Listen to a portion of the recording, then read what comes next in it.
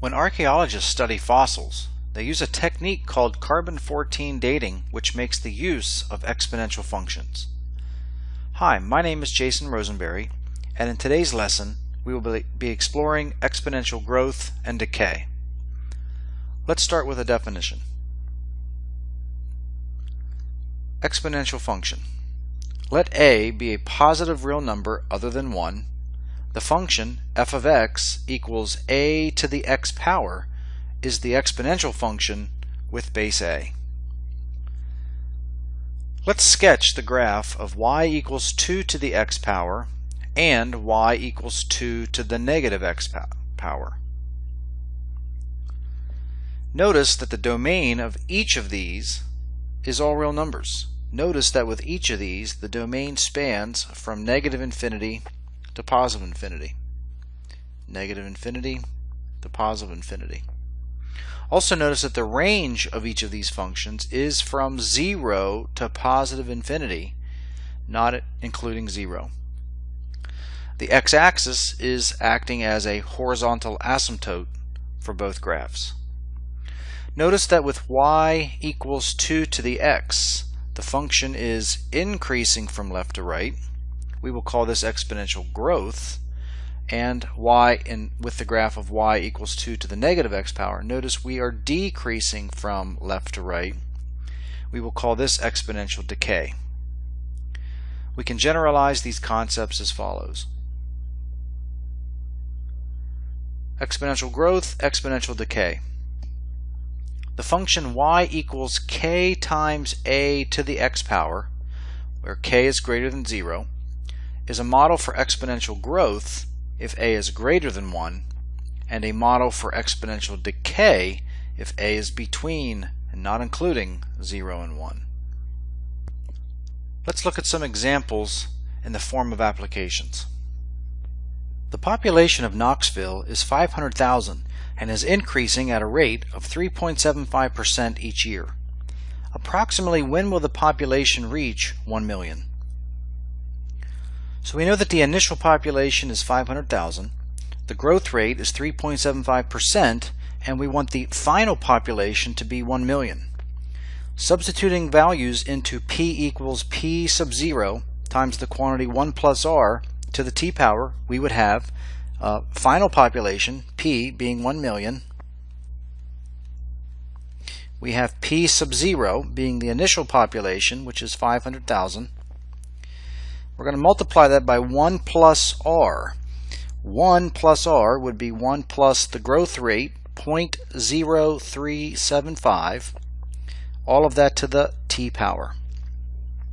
We can quickly simplify what's in parentheses, giving us 1 million equals 500,000 times the quantity 1.0375 to the t power. We will now graph two equations. We're going to solve this equation graphically. We're going to graph the line y equals 1 million, and then we're going to also graph the other side of this equation and find a point of intersection. So here we have the red line being the graph of y equals 1 million, and the blue curve being our exponential equation, 500,000, or our exponential expression, 500,000 times 1.0375 to the t power.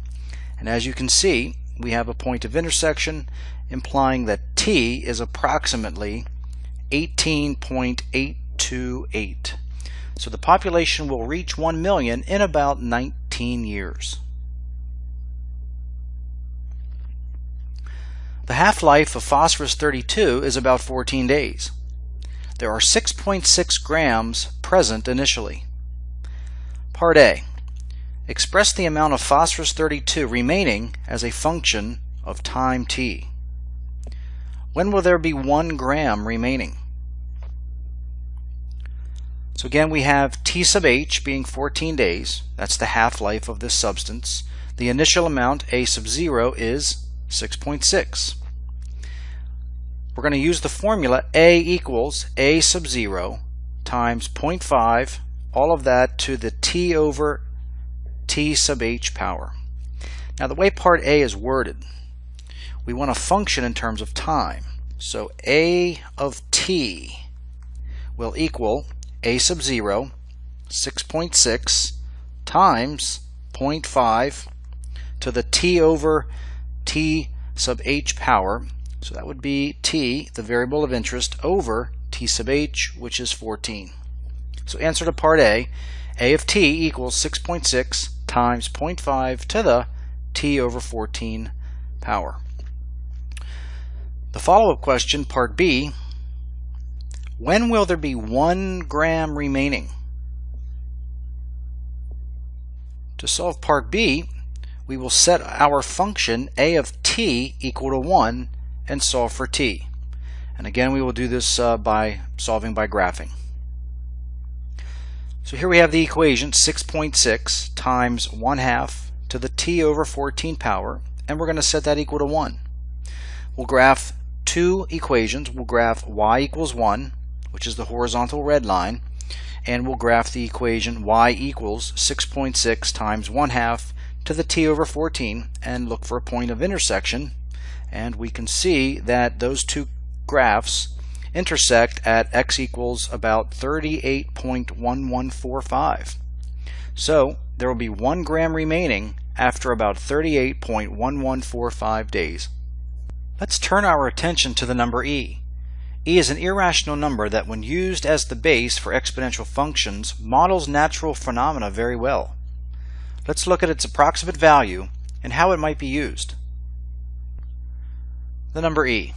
We can define e to be the number that the function f of x equals 1 plus 1 over x all to the x power approaches as x approaches infinity.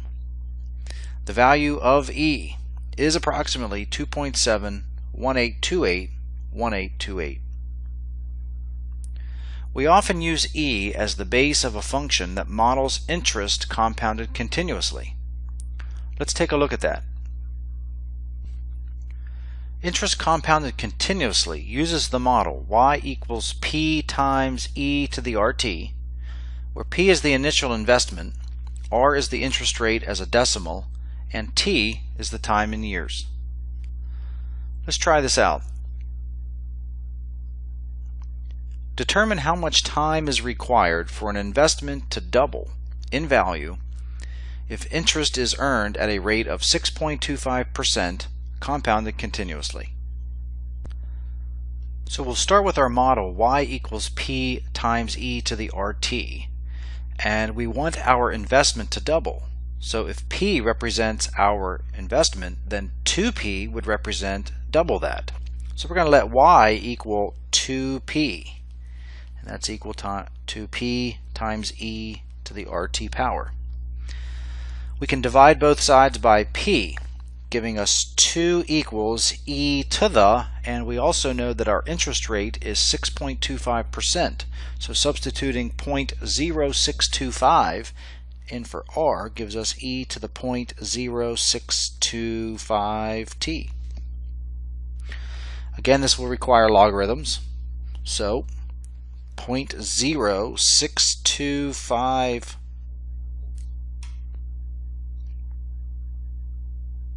So 0.0625t equals log base e, which we write natural log, of 2.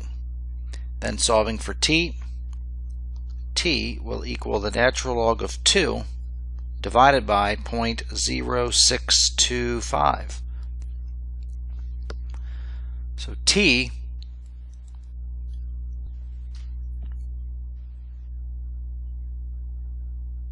is approximately equal to 11.09. So it looks like it's just going to take a little over 11 years for our investment to double. Again, we can look at this graphically. Here we're seeing two functions being graphed. Again, the first one would be f of t is equal to 2, and we want to know where does that line intersect the other function. F of t is equal to e to the 0.0625t. So what value of t causes those two functions to be equal to one another? And we see it's approximately 11.06. Our computation, we got 11.09. So this is again a very, very good approximation of our solution. Now it is time for you to try a problem. Determine how much time is required for an investment to double in value if interest is earned at a rate of 5.25% compounded continuously. Pause the video while you work on this problem. When you are finished, restart the video to check your solution.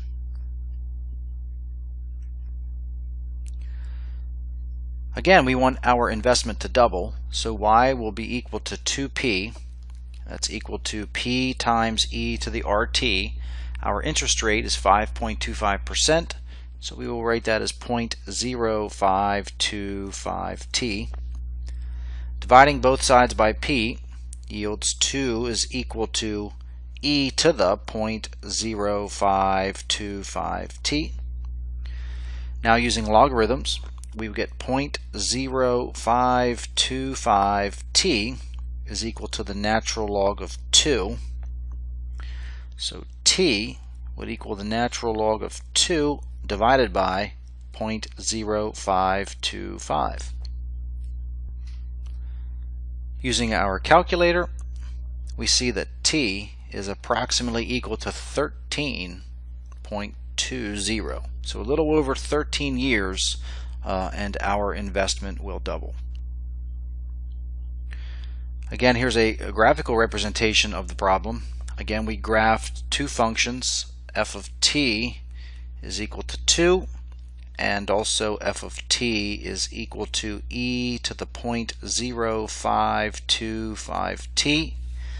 And as you can see, the point of intersection has a t value of a little over 13.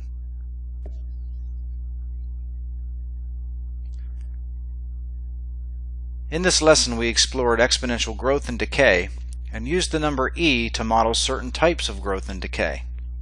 Be sure to work the exercises that your teacher assigns. We'll see you next time.